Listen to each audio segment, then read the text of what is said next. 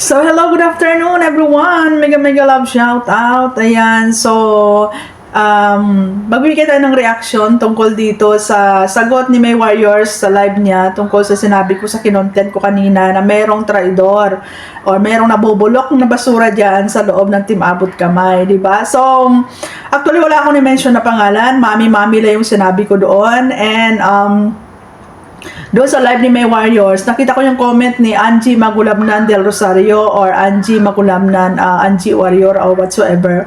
Sabi niya doon, tama, hindi ako member ng Warriors. So, ibig sabihin, Angie Magulabnan, inaamin mo na ikaw yung may-ari ng conversation na yon. And, correction, May Warriors, hindi po yon galing kay Ram Castillo yung conversation na yon. At hindi po si Ram Castillo ang kausap doon. Diba? So, ngayon, inamin ni Angie na siya yon. Okay, let's go.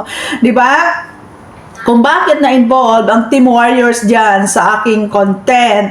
Dahil kung nabasa mo dyan, ang sabi ni Angie, di ba? Pag bumukod, pag umalis at bumukod si Ram Castillo, willing siyang sumama at maging voluntary defender siya kasama ang mga warriors, 'di ba? Sobrang klaro niya yung sinabi niya, 'di ba? Pag umalis at bumukod si Ram Castillo, willing akong maging defender kasama ang mga warriors. So sinabi ko doon sa live ko, may pinag-usapan ba kayo sa GC ninyo na bumukod kayo? May plan A ba kayo na bumukod kayo at maging defender ni Ram Castillo? Or gawa-gawa lang ito ni Mami, nabe? Gawa-gawa lang ito ni Mami, di ba? So very clear diyan na kung bakit nasangkot kayo ng Warriors dahil dyan kay Angie Magulabnan del Rosario. Dahil klarong-klaro yung sinabi niya na mag-voluntary defender siya kasama ang mga Warriors. So ayan, conscious ako kaya nasabi ko, ano ba, may napag-usapan ba kayo sa GC? May napag-usapan ba kayo sa GC na magde-defender kayo at sumama kayo pag bumukod si Ram Castillo? Kasi dinawit kayo ni Angie dyan. Diba, Angie? Hindi ka naman pala kasama sa Warriors. Bakit mo sinabi dyan sa kausap mo, hindi yan si Ram Castillo, bakit mo sinabi sa kausap mo na mag-voluntary defender ka at kasama mo ang Warriors? Ngayon, ikaw ang sumagot diyan, 'di ba? Sagutin mo ang Warriors kung bakit dinamay mo sila diyan sa conversation na 'yan sa kausap mo. Take note, hindi 'yan si Ram Castillo ang kausap mo. Alam na alam mo kung sino yung kausap mo diyan. Ngayon, inaaminin mo rin na ikaw yung traidor. Bakit ka traidor? Binabackfight mo yung founder nyo. Diba? Sinisiraan mo yung founder ninyo dyan sa kausap mo. Hindi yan si Ram Castillo. Angie? Ikaw yung traidor dyan since inamin mo dyan sa live ni May Warriors na hindi ka Warriors. Ibig sabihin, inamin mo na ikaw yan. At ikaw naman talaga yan. Nilagyan ko ng question mark yung profile mo dyan. So, di ba, Angie? Ikaw ang isa sa mga nagpapagulo dyan sa Team Abot Kamay. Ikaw din ang dahilan kung bakit nagkaroon ng sigalot ang manager at ang founder dahil sobrang plastic mo at traidor. Pagkaharap mo si founder, doon ka kay founder, kampi. Pagkaharap mo ang ARF-ARF or kahit sinong members ng ARF-ARF or kausap mo si Ram Castillo, binabackfight mo yung founder or a manager. Ikaw ang nagpapaaway or nagpapagulo ng relasyon ng manager at founder, di ba? Ikaw, traidor ka, di ba? Ikaw yung nagpapaaway. Kaya sinabi ni manager nakawawa siya pag umalis si Ram dahil sasama sa kanya yung mga sponsor. Ikaw ang nagsabi noon, hindi si Ram.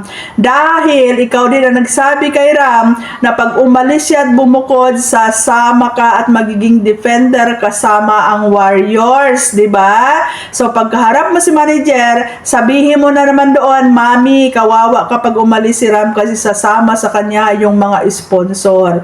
Ikaw, Angie Magulamnan del Rosario, ang nagpapagulo, ang traidor, ang nabubulok na basura na dapat nang itapon, at ikaw din ang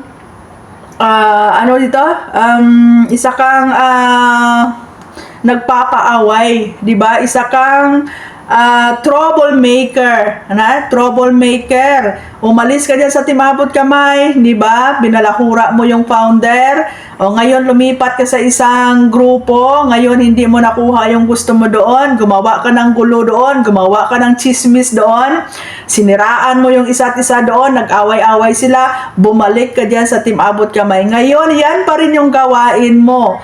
Binigyan ka ng second chance, yan pa rin yung gawain mo dyan sa Team Abot Kamay. Ikaw pa rin ang nagpapagulo dyan sa community na yan.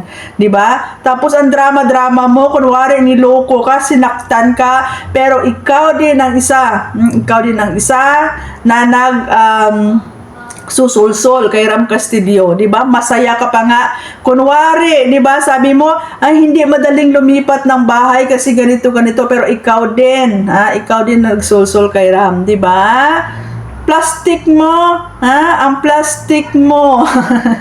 Ngayon, ikaw dyan ang magpaliwanag sa Warriors kung bakit dinawit mo sila, kasi klarong-klaro dyan sa convo mo na mag-voluntary defender ka kasama ang mga Warriors. Pag bumukod si Ram Castillo, sasama ka.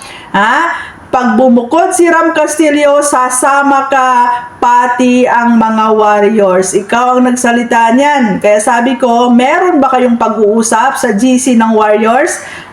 Nasasama kay Ram Castillo pag bumukod at maging defender? Kasi sinama mo ang pangalan ng Warriors diyan na hindi ka naman pala member ng Warriors. Sobra kang Angie, sobra kang mapanirang tao. Ikaw ang nagpapagulo at ikaw yung basurang bulok at ikaw yung anay diyan sa Team Abot Kamay.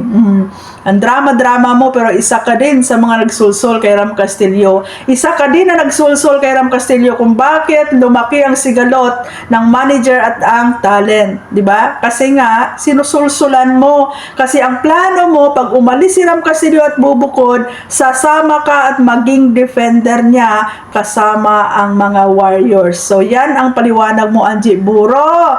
Ang plastic mo. Paliwanag mo diyan sa Warriors, Kasi ako nagtatanong ako, bakit? May pinag-usapan ba kayo sa GC ng Warriors na kayo ay magiging defender ni Ram Castillo at sasama kayo pag bumukod siya? Kasi sinama mo yung pangalan ng Warriors dyan. Ngayon, ikaw ang managot, ikaw ang mag-explain dyan kung bakit mo isinama ang Warriors dyan sa pag-uusap ninyo dyan sa convo na yan. Hindi si Ram Castillo ang kausap mo dyan. Alam na alam mo kung sino yan. Gusto mo i-mention ko pa? Gusto mo i-mention ko pa? Di ba? Aminin mo na kasi traidor ka. Inutil ka. Di ba? Ikaw yung nagpapagulo dyan. Troublemaker ka talaga kasi sobra kang chismosa at mayabang. Thank you so much, guys. Ayan, abangan nyo next live ko dahil itatakil po nito natin po ang issue na yan. Bye-bye.